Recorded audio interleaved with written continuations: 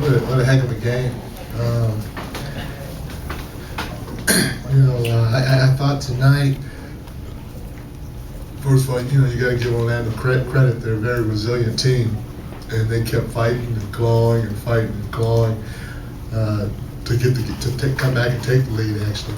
And there are some things that we can do better as a staff to help put our players in a better position, especially when they went on their run. And we'll watch the tape and figure that out tonight. But you got to give them credit for playing the way they played and staying with it no matter what the score was, because with the way our crowd is and being down what they were down, they could have already easily said, hey, we already got one, we'll wait till we get home and we'll pack this in, but they didn't. We had a lot of great performances, individual performances from our guys, and just a good overall performance from our team. I got to give Sasha credit for staying ready and for giving us some good minutes off the bench. I thought the minutes he gave us off the bench were very productive. I also thought that throughout the night, Z was very good. And Z was very good, and this is going to sound kind of funny, but for a guy that's 7'3", he was very good getting 50-50 balls. Every time I think back to the game, he was diving on the ground for a loose ball. And it took him a long time to get down there on the dive. But I mean, he was on the ground getting after him, and he probably came up with 2 or 3 of them, which were huge possessions for us throughout the game. And obviously, we need him to rebound, which is what he did tonight.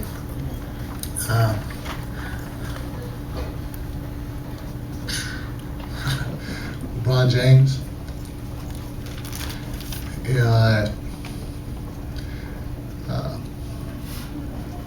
That's how we drew the play up.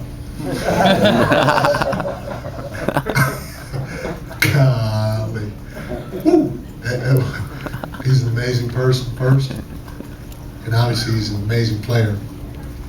And just to have the wherewithal to have that type of confidence in yourself, to know that there's 1 second on the clock and you're ending this thing right now. And if it doesn't end right now, I have big enough shoulders to take care of whatever the outcome is. But to be able to take that on and have that type of confidence and take that shot, not many people can do it. Amazing shot, an amazing player. That's what great players do. And that was a side note. That's not what we drew up.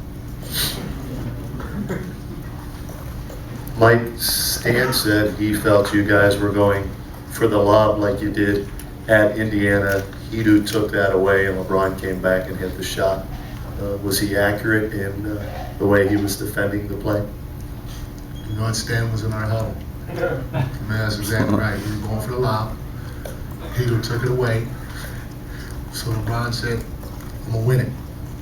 And he popped out for a 3. And that's where he created the separation, because when Hedo took the lob away, Bron's a big, strong guy. That momentum that he had to use to try to take that backdoor away, and Bron's quickness to create the separation going back up the floor, gave him enough space to get a nice look at the 3. So, again, we didn't tell him to do that. He did that on his own. It's the same thing kind of with Richard the other night. The other night, Andy was up on Richard. He jab faked and rose up and shot a contested 3 and knocked it in. So, hell of a shot by Bron.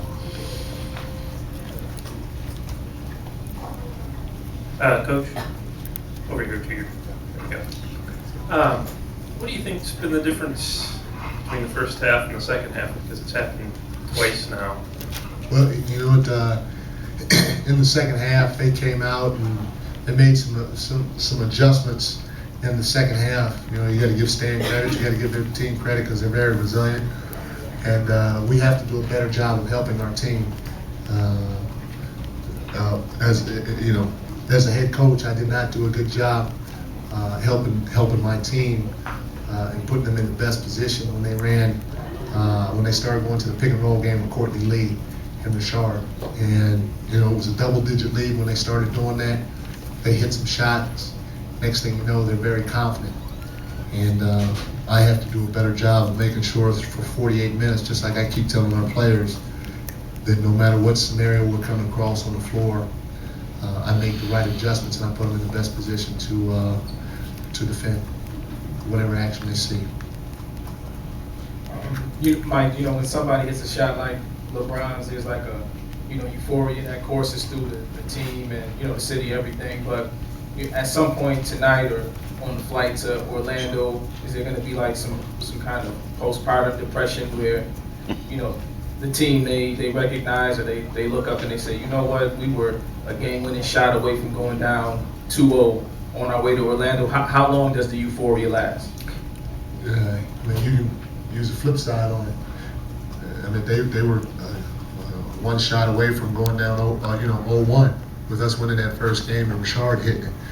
So if I'm answering your question right, so you know, with LeBron hitting that shot, you know, there's a lot. I guess where I'm going is there are a lot of hypotheticals. If, coulda, woulda, shoulda. Hey, we won the game. It was a hard-fought game. We feel like we can play better, especially in the second half. We feel like we can make the right adjustments and get a win down there in the next game in Orlando. But you know, we could easily sit back and said, hey, man, that first game we should have won. That shot by Richard over over Andy, and that was a lucky shot, so on and so forth. We made it. We lost. We had to make adjustments, get ready for this game. We made our adjustments, and we did just enough to put our great player in position to where he can go win the game. So we're going to take it. The series is 1-1 now. Now we're getting ready for Game 3. So there's no overwhelming feeling of unease or concern going to Orlando? No, there's none. We knew this was going to be hard. That's a very good basketball team in the other locker room, and you're going to have some breaks. You can't go through the playoffs without having some lucky bounces here and there. They got one quote-unquote a lucky bounce in Game 1. You know, if you want to say that with Richard's shot, we got one in Game 2. Let's get ready for Game 3 now. Coach, can you elaborate on the Sasha experiment? Obviously, not only on defense, but some extra offense tonight, too. Yeah, you know, Sasha started for us when we went to the finals, and it was 2 years ago. He was our starting two guard. So he's played some big games. He's played some big minutes for us, and he's done some nice things on both ends of the floor. And we wanted to try to give them a different look by going with a little bit more length and athleticism in Sasha. And you know, going into the game today, late in the afternoon, was when I made the decision to go with him. Because we kept jumping back and forth. I kept jumping back and forth. And matter of fact, finally on my drive in, I just wanted to make sure that I was thinking right, because there's one person in this organization that drives me absolutely crazy, because even if he feels that I'm right in certain situations, he's going to say the opposite and try to fight just to get me to think. So I called that one person. I said, I'm going with it. I'm playing Sasha. And this is how it's going to be. I was a little shocked because he didn't fight me. He said, great. I was like, okay. And that was when the final decision was made when I was driving in. Who was it? One person, I'll tell you. Coach Brown, Sports Talk Cleveland, Andre Wanto.